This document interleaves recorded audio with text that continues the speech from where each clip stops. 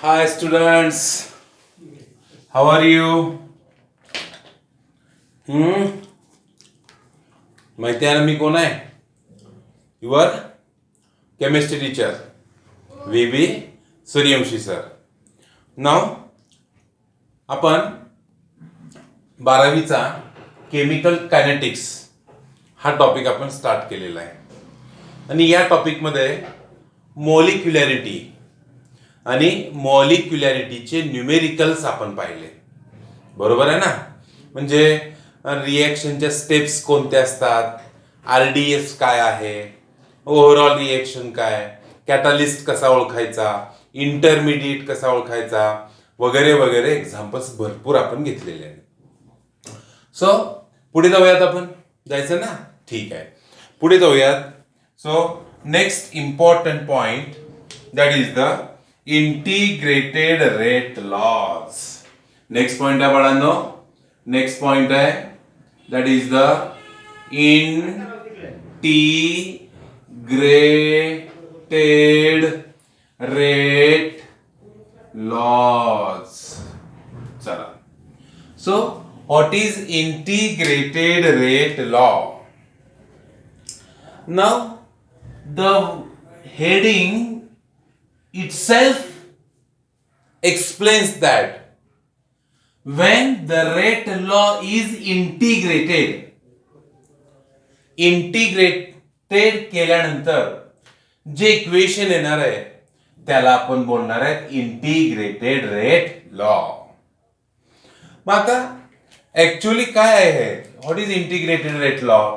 So integrated rate law is the mathematical equation. It is the mathematical equation which is obtained by, कसं तयार झालं? Which is obtained by integrating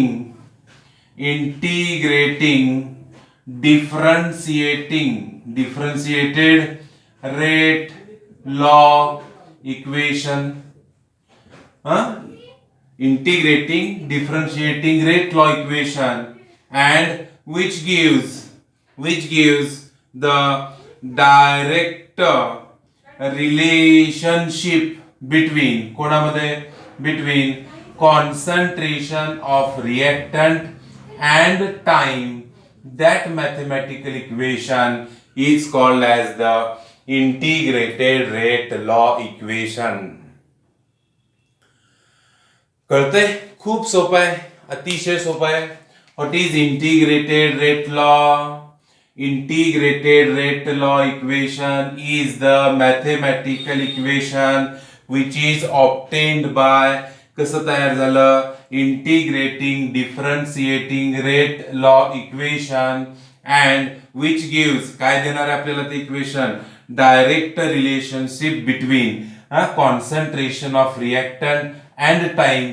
याच्यामधलं relation देणारं जे mathematical equation आहे, जे rate लॉला integrate केल्यानंतर तयार झालं, अशा इक्वेशनला आपण इंटिग्रेटेड रेट लॉ इक्वेशन म्हणतो. म्हणजे यांनी सांगितलं बघा आपल्याला, काय करा? रेट लॉ इक्वेशन घ्या, डिफरन्शिएटिंग, त्याला इंटिग्रेट करा. इंटिग्रेट केल्यावर एक मॅथेमॅटिकल इक्वेशन येईल आणि त्या इक्वेशन मधून आपल्याला कॉन्सन्ट्रेशन आणि टाइम याच्यामध्ये काय रिलेशन आहे, ते कसे एकमेकावरती डिपेंड आहेत हे सांगणार इक्वेशन म्हणजे इंटिग्रेटेड रेट लॉ इक्वेशन. समजतंय? मग आपण हे जे इंटिग्रेटेड रेट लॉ इक्वेशन आहे ते फर्स्ट ऑर्डर रिएक्शन साठी कॅल्क्युलेट करूया. चला, so integrating rate law equation, integrating rate law equation for first order reaction. First order reaction साठी आपल्याला इंटिग्रेटेड रेट लॉ इक्वेशन काढायचं आहे. आता दुसरी गोष्ट, माझ्याकडे थोडा बोर्ड छोटा आहे बेटा, त्याच्यामुळे मी अक्षर लहान काढणार आहे. दोन्ही बाजूमध्ये हे इक्वेशन आपल्याला डिराइव्ह करायचे. अतिशय सोपं आहे, हे तुम्हाला पाठच झालं पाहिजे, पाठ होणार आहे. हे परीक्षेमध्ये याच्यावरती प्रश्न विचारता जातो. हा, derive the integrated rate law equation for first order reaction. चला स्टार्ट करतोय आपण. चला फर्स्ट ऑर्डर इक्वेशन घ्यायचंय. सो मी काय केलं बघा, let us consider a first order reaction. मी एक फर्स्ट ऑर्डर रिएक्शन कन्सिडर केली. कोणती? A converted into product. Okay, and this is the first order reaction आहे. मग याच्यावरून मी I can write the rate. So rate of reaction मी लिहिला. रेट ऑफ रिएक्शन काय होणार आहे?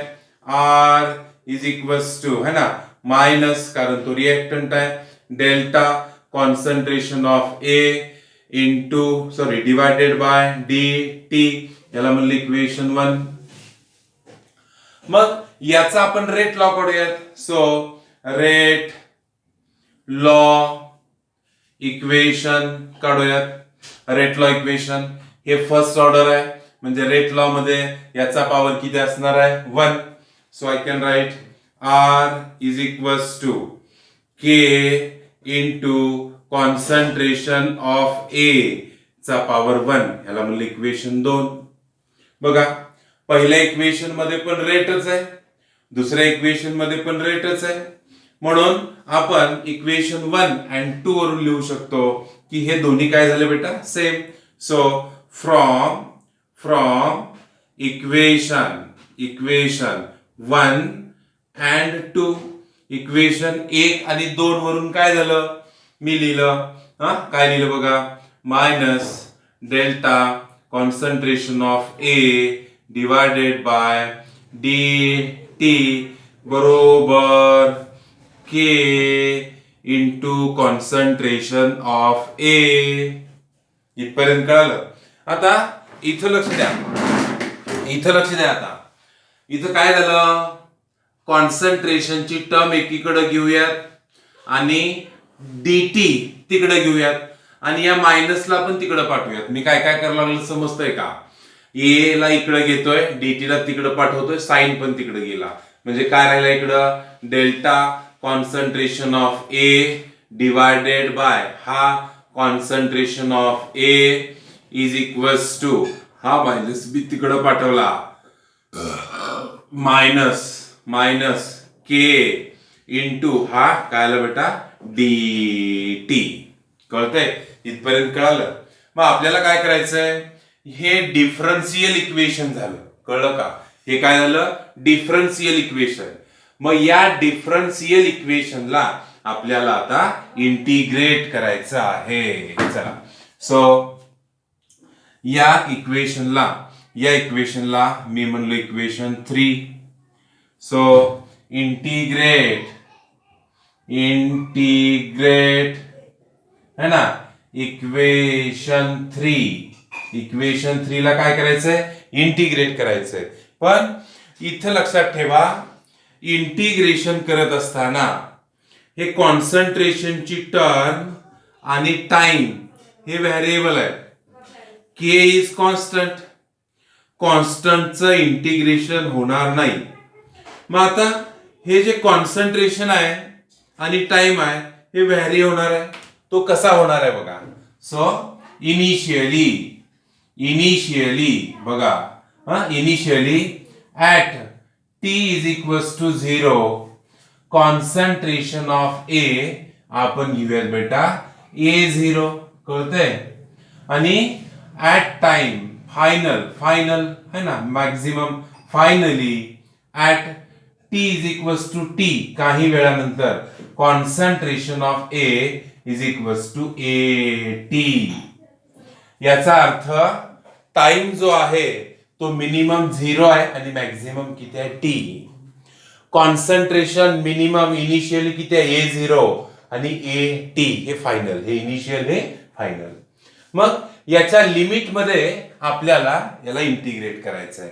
सो मी इकडे लिहिलं integration delta concentration of A upon concentration of A. पण याचं कॉन्सन्ट्रेशन कसं व्हॅरी होणार आहे? A0 to AT is equals to integration minus K dt, पण इथं टाइम कसा व्हेरिएबल होणार आहे 0 to t is equals to t. मग आपल्याला एक फॉर्म्युला माहिती आहे बेटा, काय फॉर्म्युला आहे? Integration of dx upon x म्हणजे असतो log x, हा फॉर्म्युला आहे. मग याचं इंटिग्रेशन घेतल्यानंतर मला मिळणार आहे लॉग x म्हणजे कोण आहे आपला कॉन्सन्ट्रेशन ऑफ A, पण हा जो टर्म आहे याला A0 टू AT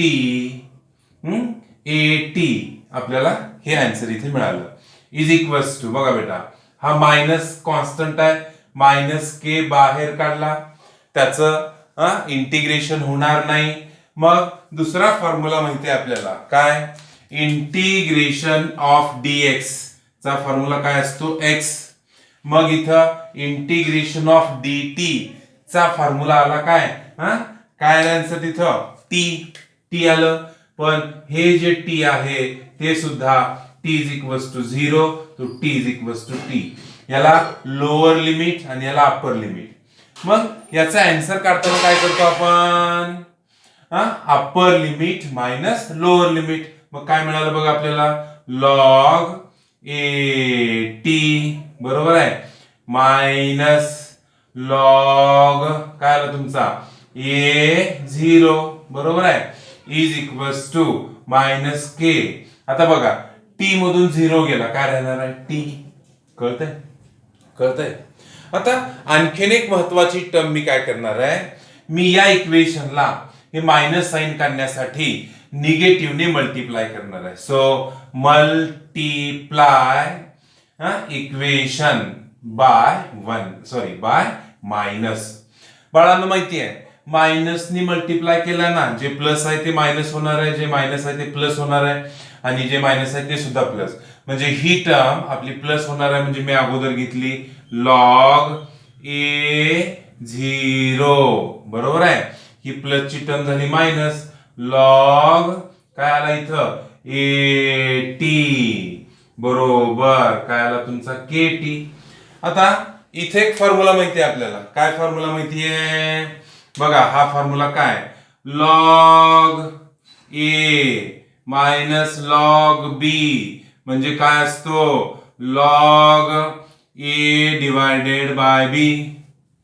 म्हणून मी लिहिला log A0 divided by log काय आला रे AT बरोबर आला तुमचा KT. हेही इक्वेशन आपल्यासाठी महत्वाचं आहे. ठीक आहे, मी याला बॉक्स केला. बाळांनो आता इथं बघा याचा लॉगचा जो बेस आहे ना तो E आहे. मग त्याला आपल्याला लॉग टेबलनी कॅल्क्युलेट करता येणार नाही ना, म्हणून त्याचा बेस आपल्याला 10 करावा लागतो. आणि म्हणून फॉर्म्युला माहिती आहे आपल्याला बघा काय log to the base E is equals to 2.303 log to the base 10. म्हणजे याचा बेस काहीच नाही म्हणजे E असतो, त्याला 10 मध्ये कन्वर्ट करण्यासाठी कितीने मल्टिप्लाय करायचं आहे 2.303 न. म्हणून मी लिहिला है ना, मी इथंच लिहितो 2.303 into log to the base 10 concentration A0 divided by AT. याला तुम्ही असेही वाचू शकता initial concentration upon final concentration is equals to KT. कळतंय? म्हणून आपल्याला आता दोन इक्वेशन्स मिळतील. सो K बरोबर काय होईल बघा, K हे T मल्टिप्लाय आहे ना, हे डिवाइड झाला म्हणजे इक्वेशन मिळाला 2.303 upon T into log to the base 10 A0 divided by AT, किंवा तुम्ही टाइम पण काढू शकता. T इज इक्वल्स टू काय झालं बघा, T is equals to 2.303 divided by K into log to the base 10 concentration of A0 divided by AT. So these two equations are the integrated rate law equation for first order reaction. बघा इथं आपल्याला time आणि concentration मध्ये relation मिळालं. हे first order reaction साठी झालं. ठीक आहे, हे इक्वेशन समजलं कसं आलं, एकदा व्यवस्थित पाहून घ्या. एकदम व्यवस्थित, स्लोली, एकदम स्लोली व्यवस्थित पाहून घ्यायचंय. काहीही प्रॉब्लेम असणार नाही. आणि मी जे ब्ल्यू कलरनं लिहिलेलं आहे ते फॉर्म्युले आहेत, रेड कलरने लिहिलेले फॉर्म्युले आहेत. हा फॉर्म्युला हे कसं आलं याच्यासाठी ही स्टेप, हे कसं आलं याच्यासाठी ही स्टेप, हे 2.3 कसं आलं याच्यासाठी ही स्टेप. कळतंय 100%? ठीक आहे. आता आपण पुढे बघायचंय, आपल्याला पुढे बघायचंय, पुढे जायचंय आपल्याला. आता या इक्वेशन वरून आपण इंटिग्रेटेड रेट लॉ घेऊ शकतो. मी याला थोडं वेगळ्या कलरनी लिहितोय, वेगळ्या कलरनी लिहितोय. मी हे इक्वेशन घेतलं, कोणतं सांगा, लॉग चा पॉवर ई आहे बरं का इथं, A0 initial concentration upon final concentration बरोबर KT. मग या इक्वेशनला मी काय करतो, टेकिंग अँटीलॉग्स, टेकिंग काय करतो आता, अँटीलॉग्स, टेकिंग काय घेतोय बघा मी, अँटीलॉग्स. अँटीलॉग घेतला की काय राहिलं इकडे बघा, A0 डिवायडेड बाय AT बरोबर, याचा अँटीलॉग घेतल्यावर हा काय होणार आहे, E चा पॉवर KT. E चा पॉवर काय झाला, KT बरोबर आहे. मग याच्यावरनं मला इक्वेशन मिळालं, A0 initial concentration is equals to, हा तिकडे मल्टिप्लाय होणार आहे, AT final concentration into E चा पॉवर काय आला तुमचा KT. E चा पॉवर काय आला KT. चला चला, हे आपल्याला इथे समजलं पाहिजे.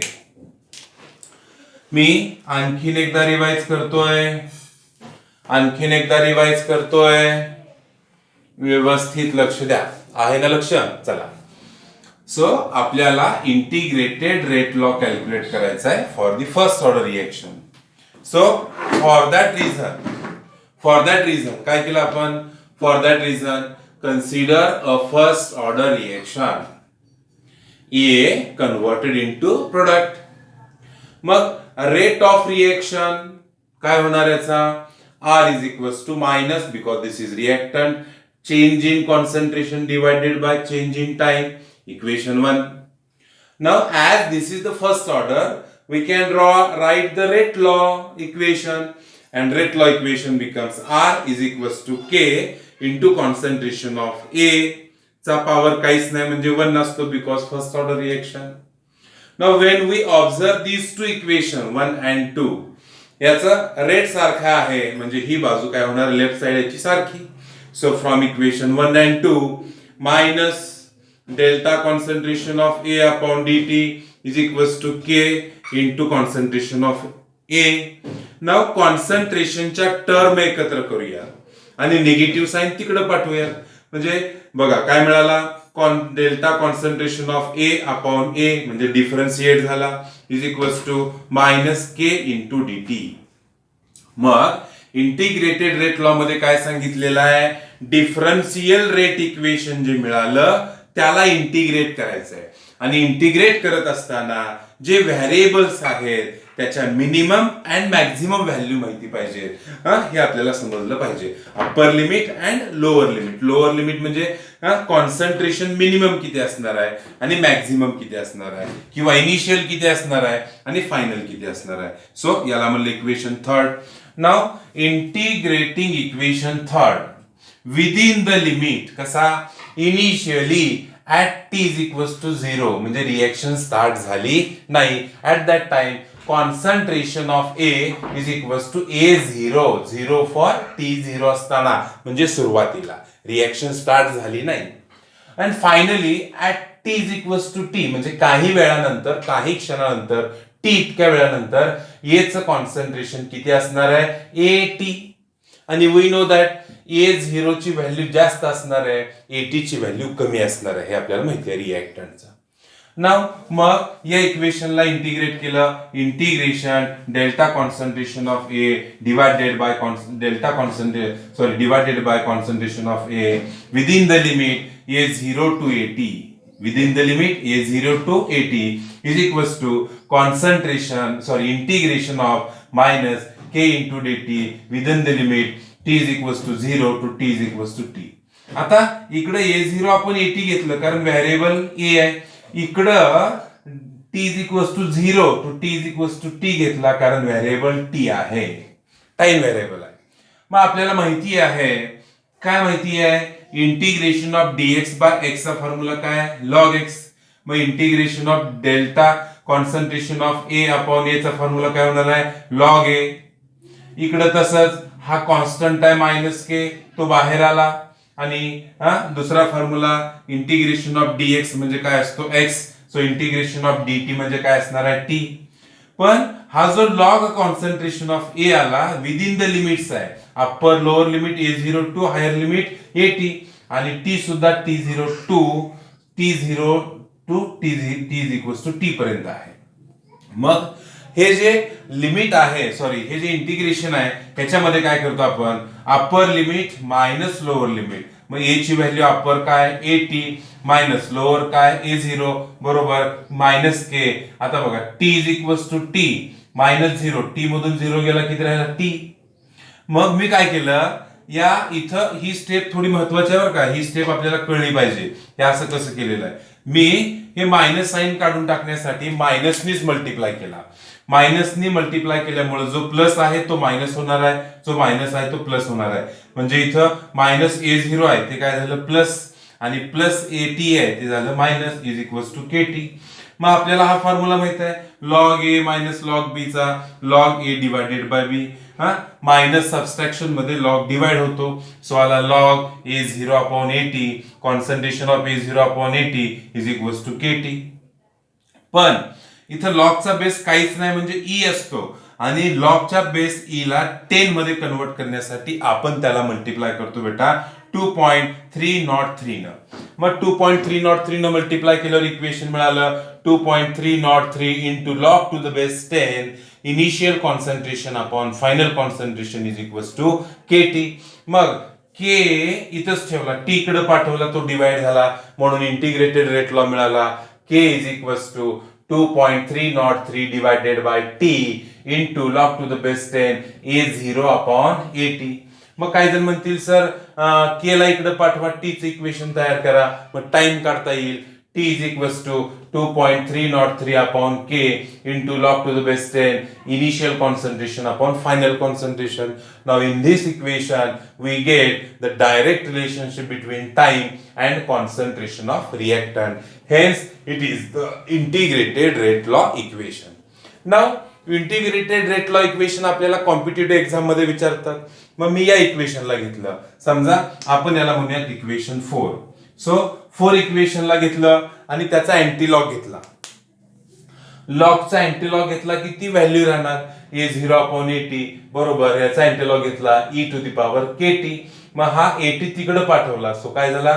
Concentration of A0 is equals to concentration of AT into E चा पॉवर किती झाला? K into T.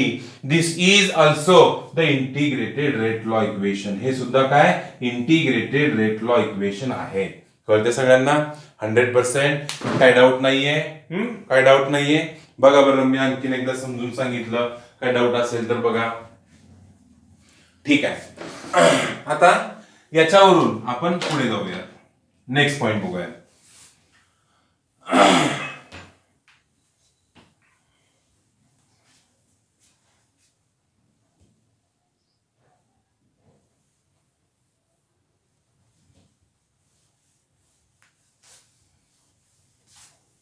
चला, आता पुढे या इक्वेशन मध्ये आपण थोडा बदल करूयात. काय इक्वेशन मिळालं आपल्याला?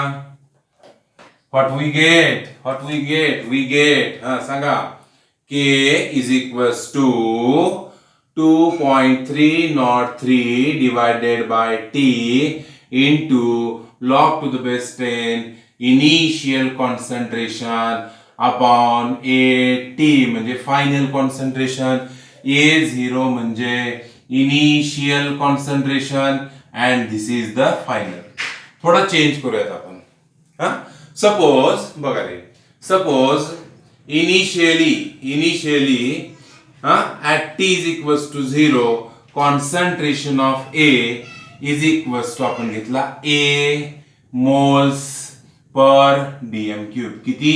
A moles per dm cube. मग काय झालं? आफ्टर बघा रे, after t is equals to t काही वेळानंतर out of A moles out of A moles X moles are converted into product. बरोबर आहे? प्रोडक्ट. मग A मोल्स होते, त्याच्यापैकी X मोल कन्वर्ट झाले. मग at t is equals to t A चं कॉन्सन्ट्रेशन काय राहील बेटा? A चं कॉन्सन्ट्रेशन A मोल मधून X मोल तुमचे काय झाले? कन्वर्ट झाले. म्हणजे इतकं त्याचं कॉन्सन्ट्रेशन इथं राहणार आहे. म्हणजे आपल्याला A0 t is equals to 0 असताना A0 ची व्हॅल्यू किती होती? A आणि t is equals to t असताना AT ची व्हॅल्यू किती आली? A मायनस x शिल्लक राहिलेले. मग ही व्हॅल्यू जर पुटअप केली तर इक्वेशन काय मिळणार आहे? k is equals to 2.303 divided by t into log to the base 10 है ना, A divided by A minus x. A म्हणजे इनिशियल कॉन्सन्ट्रेशन आहे आणि A मायनस x म्हणजे त्या टायमिंगला, त्या वेळेला त्याचं कॉन्सन्ट्रेशन इतकं होतं. म्हणजे x इतके मोल्स हे कशात कन्वर्ट झाले होते? प्रोडक्ट मध्ये कन्वर्ट झाले होते. So again this is also the rate law equation for the first order reaction. Now बघा इक्वेशन काय काय मिळाले. फर्स्ट इक्वेशन मिळालं आपल्याला. First k is equals to है ना 2.303 upon t into log to the base 10 A0 upon AT. Second equation मिळालं आपल्याला t is equals to 2.303 divided by k into log to the base 10 A0 upon AT. Third equation मिळालं आपल्याला concentration A0 is equals to concentration of AT into e to the power kt. आणि चौथं equation मिळालं in terms of mole k is equals to 2.303 upon t into log to the base 10 A divided by A minus x. आता पुढचा point आपण बघूयात. What is the unit of k है ना, what is the unit of k.